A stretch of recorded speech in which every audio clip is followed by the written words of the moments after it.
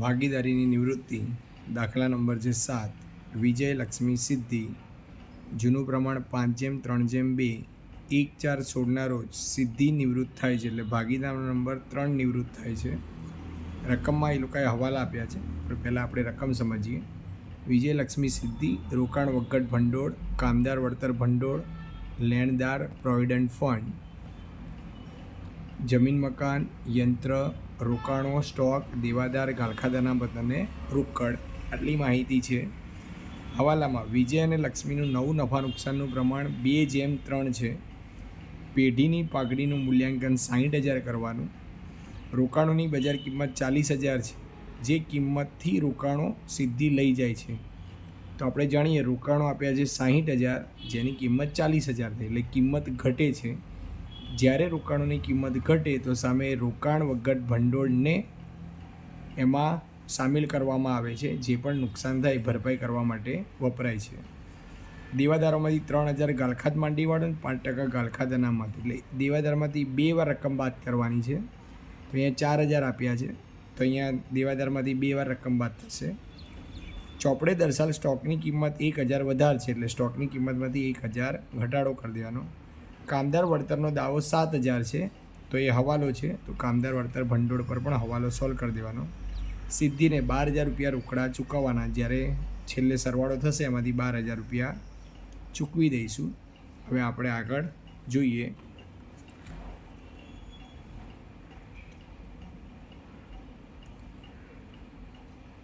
તો દાખલાની અંદર આપણે જોયું જૂનું પ્રમાણ આપ્યું છે 5:3:2, એટલે 5/10, 3/10 અને 2/10. રકમમાં એ પણ જોયું નવું પ્રમાણ છે 2:3, એટલે 2/5 અને 3/5. સિદ્ધિ નામનો ભાગીદાર નિવૃત્ત થાય છે, એટલે એનું પ્રમાણ વધે નહીં. તો સૌ પ્રથમ આપણું કામ છે લાભનું પ્રમાણ શોધવું. તો પહેલાં આપણે લાભના પ્રમાણની ગણતરી કરી લઈએ. લાભના પ્રમાણનું સૂત્ર છે નવું માઇનસ જૂનું.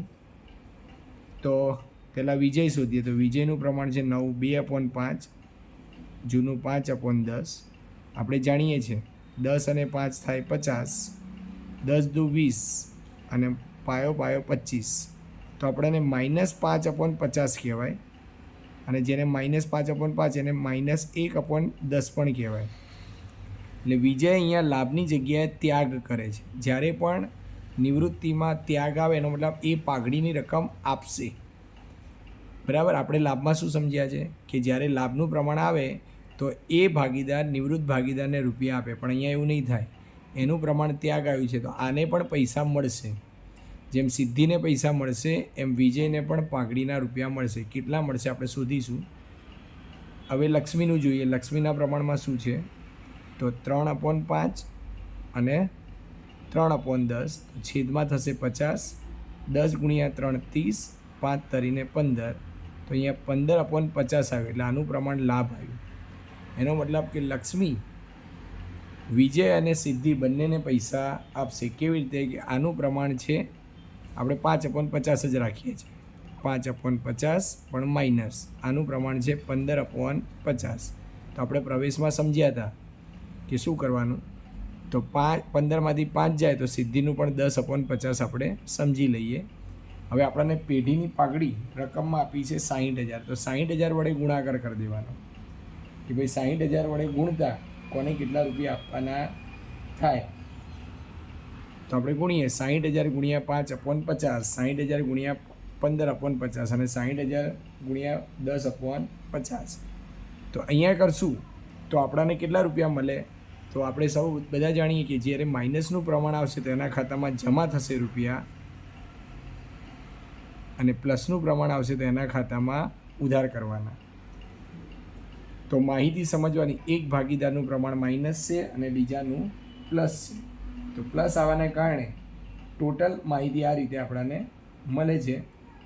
તો 80,000 વડે આ ત્રણેય સંખ્યાને આપણે 60,000 કે પેઢીની પાઘડી આપી છે 60,000, 60,000 વડે ગુણતા, તો પહેલા ભાગીદારને 60,000 વડે ગુણતા 60,000 × 5/50, તો અહીંયા એને મળશે 6,000 રૂપિયા.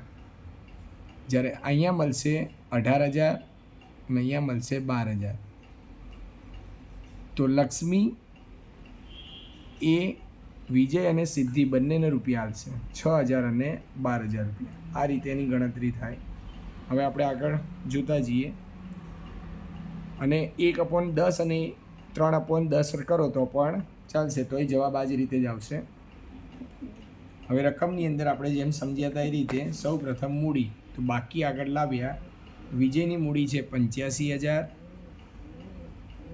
લક્ષ્મીની મૂડી છે 64,000 અને સિદ્ધિની મૂડી છે 71,000. ત્યાર પછી રોકાણ વગર ભંડોળ પર હવાલો છે, તો રોકાણવાળો હવાલો પછી લઈશું. કામદાર વળતર ભંડોળ, તો કામદાર વળતર ભંડોળમાં હવાલો છે, તો કામદાર વળતર જોગવાઈ હવાલાની અંદર કીધું છે કે દાવો આપ્યો છે 7,000. તો આપણે એવું સમજીએ, કામદારમાં આવું મેં સમજાવ્યું હતું, પાકા સરવાયાની કિંમત માઇનસ હવાલાની કિંમત. તો પાકા સરવાયાની અંદર 17,000 આપેલા છે, હવાલામાં આપ્યા છે 7,000, તો પ્લસ 10,000 વધે છે. વધે તો વેચાય, તો જૂના ભાગીદારો વચ્ચે જૂના પ્રમાણમાં વેચી દેવાનું. કામદાર વળતર ભંડોળ, તો 10,000ને 5/3/2 એટલે સીધે સીધું છે 5,000, 3,000 અને 2,000 આ રીતે. ત્યાર પછી કામદાર વળતર ભંડોળ પછી આપણાને આપ્યા છે લેણદારો, તો લેણદારો પર હવાલો નથી એટલે સીધે સીધા 12 લેણદારો. તો ચોપડીમાં આપણને લેણદારો દેખાય છે, 56,000 આપ્યા છે. પ્રોવિડન્ટ ફંડ એ પણ આપ્યા છે 42,000, એમાં કોઈ ચેન્જીસ નથી. સામેની બાજુ જમીન મકાન, તો જમીન મકાનમાં પણ કોઈ પણ જાતનો હવાલો નથી, તો જમીન મકાન છે જમીન અને મકાન 1,30,000. ત્યાર પછી આપ્યા છે યંત્રો, તો યંત્રો પણ હવાલો નથી, યંત્રો આપ્યા છે 70,000. ત્યાર પછી આપ્યો છે સ્ટોક, તો આપણે જાણીએ છીએ સ્ટોક છે 35,000, જેમાં 1,000 વધારે દર્શાવ્યા હતા એટલે એમાં ઘટાડો લખો.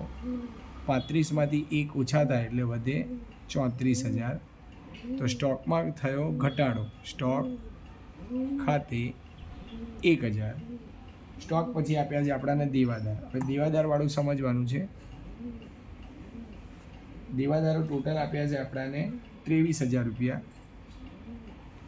તો હવાલામાં પહેલાં કીધું છે કે પહેલાં ગાલખાત 3,000 માંડીવાળો 3,000. હવે 20,000 વધે, 20,000માંથી 5% ગાલખાત અનામત 5%, તો 20માંથી 5% થાય 1,000 એટલે 12ની બાજુ 19,000 રૂપિયા આવે. તો આપણા જોડે બે માહિતી છે, ગાલખાત જૂની પણ છે, તો આપણે સમજીએ કે ગાલખાત અને ગાલખાત અનામત. તો ગાલખાત મેં વાત કરી 3,000 રૂપિયા, અમે સીધા લખી દીધા. અહીં ગાલખાત અનામત 4 છે ને મેં અહીંયા 1 લખી છે, એટલે ગાલખાત અનામતની એન્ટ્રી સામે થશે. ગાલખાત અનામત 4,000 માઇનસ 1,000, 1,000 કયા જે લખ્યા છે તે, એટલે 12ની બાજુ આવશે 3,000. તો બંને બાજુ એન્ટ્રી થઈ ગાલખાતની. આ રીતે આપણે સમજતા જઈએ છીએ. ત્યાર પછી આપણાને આપ્યું છે રોકડ, તો રોકડની બાકી આપણે લખી દઈએ 36,000 રૂપિયા. તો જે મહત્ત્વની માહિતી હતી એ પૂરી થઈ. હવે રોકાણોવાળો હવાલો વધ્યો, તો રોકાણોનો હવાલો આપણે સમજીએ કે રોકાણોના હવાલામાં શું કરવાનું છે આપણે. તો રોકાણોની મૂળ કિંમત 60,000 છે, ભાગીદાર સિદ્ધિને આપણે 40,000માં આપી દઈએ છીએ. તો 40,000માં સિદ્ધિને આપીએ તો પહેલાં અહીંયા લખી દેવાનું, રોકાણો ખાતે સિદ્ધિના ખાનામાં 40,000. પેઢીને 60,000ની વસ્તુ 40,000માં પાર્ટનર લઈ જાય છે બજાર કિંમત પ્રમાણે, એટલે પેઢીને નુકસાન થાય. તો નુકસાન થયું 20,000 રૂપિયા. 20,000નું શું કરવાનું, તો 20,000 માટે આપણે આની પહેલાં સમજાવ્યું હતું, પાકા સરવૈયાની કિંમત માઇનસ હવાલો. હવાલો મીન્સ નુકસાન. પાકા સરવૈયામાં રોકાણ ઘટ ભંડોળ 15,000 પડ્યું છે અને આપણી જોડે નુકસાન થયું 20,000. તો હજી 5,000નું નુકસાન છે. માઇનસ આવ્યું, જો પ્લસ આવે તો વેચાય, માઇનસ આવે તો પુનઃ મૂલ્યાંકન ખાતાની ઉધાર બાજુ આપણે એવી રીતે સમજેલા છે. તો રોકાણો ખાતે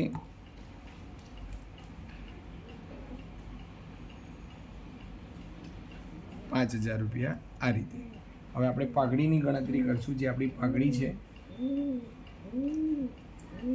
કે પાઘડીના રૂપિયા કેવી રીતે દર્શાવવાના, તો સૌ પ્રથમ લક્ષ્મી ₹18,000 આપશે. કોને કોને આપશે?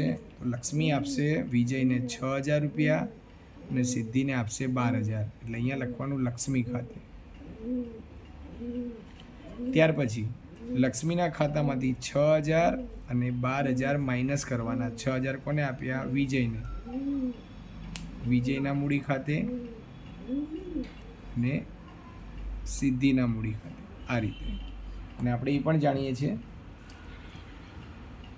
કે છેલ્લા હવાલામાં એવું લખ્યું સિદ્ધિને ₹12,000 રોકડા ચૂકવવાના છે. સિદ્ધિને લખી દેવાના 12,000, લખવાનું રોકડ ખાતે, અને રોકડ ખાતાની જમા બાજુ સિદ્ધિના મૂડી ખાતે 12,000. આ રીતે એને રૂપિયા આપવામાં આવે છે.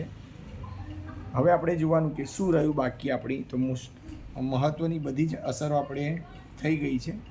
તો એકવાર ખાલી ટેલી કરી લેવાનું કે જે આપણો હવાલા અને જે રકમ આપી હતી આપણે મુખ્ય હતી પાઘડીનું એક ભાગીદાર ત્યાગ કરે છે, એક લાભ કરે છે, જેમાં માઇનસ આવે છે એને પણ પૈસા મળે છે. હવે આપણે ખાતું બંધ કરતાં જોઈએ તો ઉધાર બાજુનો સરવાળો વધાર છે 4 ને 5 9,000. આ બાજુ પણ 9, 9માંથી 3 જાય તો 6,000 વધે. તો પુનઃ મૂલ્યાંકનની ખોટ ત્રણેય ભાગીદાર વચ્ચે વહેંચાશે, વિજય, લક્ષ્મી અને સિદ્ધિ. 5:3:2 પ્રમાણમાં. તો 3,000, 1,800 અને 1,200. 3,000, 1,800 અને 1,200. પુનઃ મૂલ્યાંકનની ખોટ 3,000, 1,800 અને 1,200. તો આપણે જાણીએ જે ભાગીદાર નિવૃત્ત થાય છે એનો સરવાળો પહેલાં કરવાનો. તો સરવાળો સિદ્ધિ નિવૃત્ત થાય તો સિદ્ધિનો સરવાળો પહેલાં થશે. 71 ને 2 73 ને 12 85. અહીંયા આવ્યા 85,000. 85,000માંથી 40,000, 12,000 ને 1,200 બાદ કરતાં આપણા જોડે ₹31,800 વધે છે. એ સિદ્ધિની લોન તરીકે મૂકી દેવાના.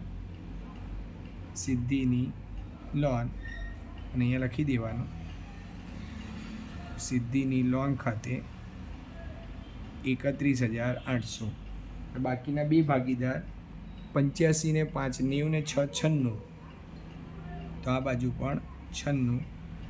64 ને 3 67. તો આ બાજુ પણ 67. તો 96,000માંથી ખાલી 3,000 જ માઇનસ કરવાના છે એટલે 93,000 વધે. અને 67,000માંથી 6,000, 12,000 ને 18,000 એટલે ₹47,200 વધશે. અને એની આપણે જગ્યા છોડેલી છે 93,000 અને 47,200. જો બંનેનું ટોટલ કરીએ તો 1,40,200. જ્યારે પેઢીમાં રોકડ બેંક હતી 36,000, પણ 36માંથી આપણે સિદ્ધિને 12,000 આલતા આપણા જોડે ₹24,000 વધે છે. તો રોકડ બેંક 24,000.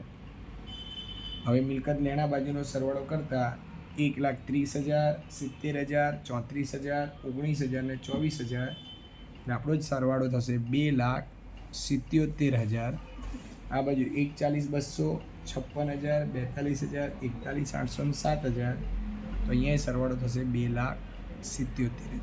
આ રીતે વિજય, લક્ષ્મી અને સિદ્ધિ જે આપણા દાખલો છે, વિજય, લક્ષ્મી અને સિદ્ધિ, એમાંથી સિદ્ધિ નિવૃત્તિ થાય છે એની સમજૂતી છે. તો વ્યવસ્થિત આપણે સમજીશું અને જવાબ લાવવાનો પ્રયત્ન કરીશું.